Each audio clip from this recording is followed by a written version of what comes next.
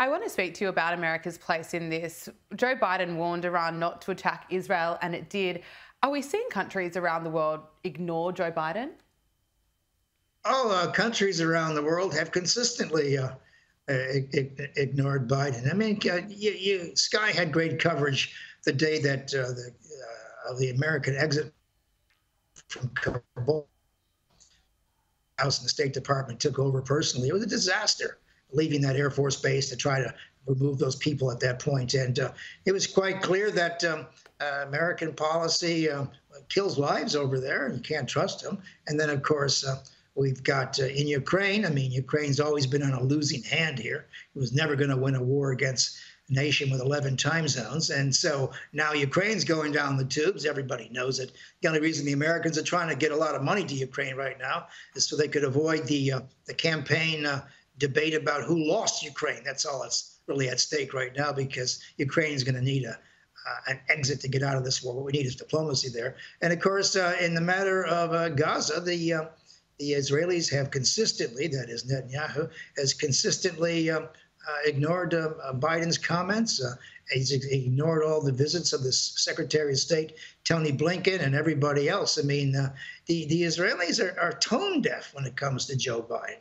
I mean, Joe Biden just does not have that kind of clout or cachet that goes with the American presidency. And so, we got people around the world who are looking at this very carefully and saying, well, maybe America's word doesn't count so much anymore. And as far as the Israelis is concerned, I've been following Israel for over 50 years since I was a young student. They are in a category by themselves. They're an outlier. They do their own thing, then they explain it later on. They know they have the support of the American people. They got all the Christian evangelicals on their side, and they got a lot of politicians on their side through very clever lobbying, et cetera. And so Israel can no wrong as far as the American professional elite is concerned as the politicians. The average American, of course, particularly the left wing of the Democratic Party, is furious. Tens of thousands of people on the street complaining about Joe Biden and about Netanyahu. But, during the worst parts of the 1980s, which opposed Ronald Reagan's military buildup, millions of people came out. Didn't stop the buildup. It just let off a lot of steam. But I'll tell you what, these people in the Democratic Party who are now taking a very dim view of Joe Biden for his failure to bring Netanyahu into line will make him pay for this in the November election, because there is nothing that Biden can do right now to correct, to right the wrong. As far as they're concerned, he is responsible for the death of tens of thousands of women and children and probably 100,000 casualties. So they ain't going to let him off the hook. Well, you say that Joe Biden has no clout. I don't see that changing anytime soon. Looking at US politics, former US President Donald Trump has claimed that his criminal hush money trial in New York is having a reverse effect. Now, Donald Trump made the claim while in Manhattan, where he vowed to work with the Democrat mayor and governor to save the city if he's re-elected to the White House. Joe, can you bring us up to speed on the criminal trial and how it's impacting Donald Trump's popularity? Well, his popularity is about the same with his with the base in his party. This trial has been on the cards since 2016. We learned then that he had an affair with an adult actress, whatever that means exactly, or maybe he didn't. Who knows what goes on behind closed doors? Who cares, really? But he was paid. He paid her $130,000 to remain silent about what went on. And he used Michael Cohen, who was his lawyer and fixer, to take care of this. And of course, Cohen went to prison for doing these kinds of things. He lied under oath. He's going to be the chief witness in the next couple of days anyway, for the prosecution. And so the president is charged with 38 counts of felony for cooking the books. That is how he paid her off.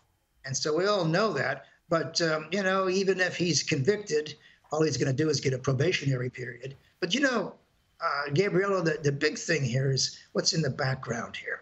The sort of the factor that newspapers and we don't talk about is if his wife gives up on him. Now, Melania, of course, had just had Barron, et cetera, when all this nonsense was going on. And Michael Cohen says he lied to Melania about the president having an affair or whatever it is. And, if she quits on him, or if she gives up on him, or if she's too embarrassed to stand next to him, his campaign will fall apart. I mean, Americans can But I don't see that happening anytime soon. There are no indications that Melania is going to be abandoning Donald Trump. Well, I tell you what, if she has to give testimony, and she may be called, and there's a threat that her son Barron will have to give testimony, and if they relive all this Hollywood access tapes, look, there's only so much a partner can take. She just had the baby. He's having an affair. He can't pull him. Tell you what, if she embarrasses him publicly, she will probably cause him a great deal of harm. Now, Americans can put up with a lot of things, but they'll never put up with a wife leaving her husband while he's running for office. Yeah, well, I don't see that happening anytime soon. We have been seeing her a little bit more out on the campaign trail, but I think you're right. I think if she was to walk away from Donald Trump, then his popularity would plummet. Let's get your thoughts on Julian Assange and the latest developments there. His attempt to evade extradition to the US has suffered a setback as US lawyers provided the assurances about his treatment a London court had requested. He, of course, faces multiple criminal charges in the US relating to the publication of classified information on the WikiLeaks website that he founded. Joe, what's your assessment of the latest developments with Julian Assange? Well, I think he's going to be able to get out of this because the Australian government has come to life. There was, I think, a joint resolution in February to ask Biden to drop the case against Assange. Assange has, of course, been his own worst enemy. He's been Belmarsh prison for 5 years. 7 years before that, he was stuck in the Ecuadorian embassy, which was just a small apartment in London. Kind of go nuts in a place like that. And the Americans want this guy very badly. Hillary wanted him, and these indictments came under the Trump administration after they were. We found that out after they were unveiled, as a matter of fact. And I think Julian Assange has suffered enough, mainly because he is a journalist. He's a rough journalist. He's an information vigilante. And I think the reason they don't want to see him on trial, the Americans are really smart, is because he has proof. I mean, his stuff that he got from the Pentagon and other places shows American war crimes. That is Apache helicopters gunning down Reuters correspondents while conducting interviews. I mean, I don't think the Biden administration wants to see a trial where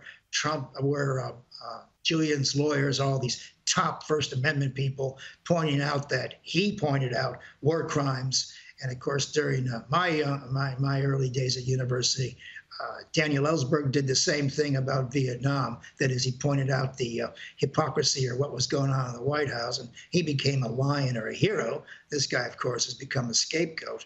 So I think there's no more a political advantage to keeping Assange behind bars. I mean, his health must have suffered terribly, and I think he will come back to Australia. And I think he's probably served enough. And of course, if you're going to jail Assange, then you got to jail the people at The Guardian and the New York Times who published his material. I mean, you can't say that the information he's passing on is journalism, whereas he himself is then charged with the Espionage Act, which is this creaky thing from the First World War, and where they're going to try to get him on treason and things like that. It just doesn't play. So the Assange got caught in the crosshairs of this political war in America. And, to tell you, and I got to meet Assange on a screen once upon a time. I just think he just got in over his head, and, he forgot that he was a journalist. And for a minute there, Gabriella, he became a rock star. And as soon as a journalist is a rock star, they're gone. I mean, they're just exposed to all kinds of weaknesses and problems. So Julian Assange, I think, should be let off the hook because there's no more advantage to torturing this guy. And if the Americans said the death penalty's off the table, who cares? 75 years in a maximum security prison in Marion, Illinois is worse than death, as far as I'm concerned. It's a small room. He only gets out of his his cell 1 hour a day. I mean, who the hell wants to live like that? And I think Assange has suffered enough. Professor Joseph Siracusa, thank you so much for joining us on Power Hour. Always appreciate getting your insights and analysis. Thank you. Okay, thank you.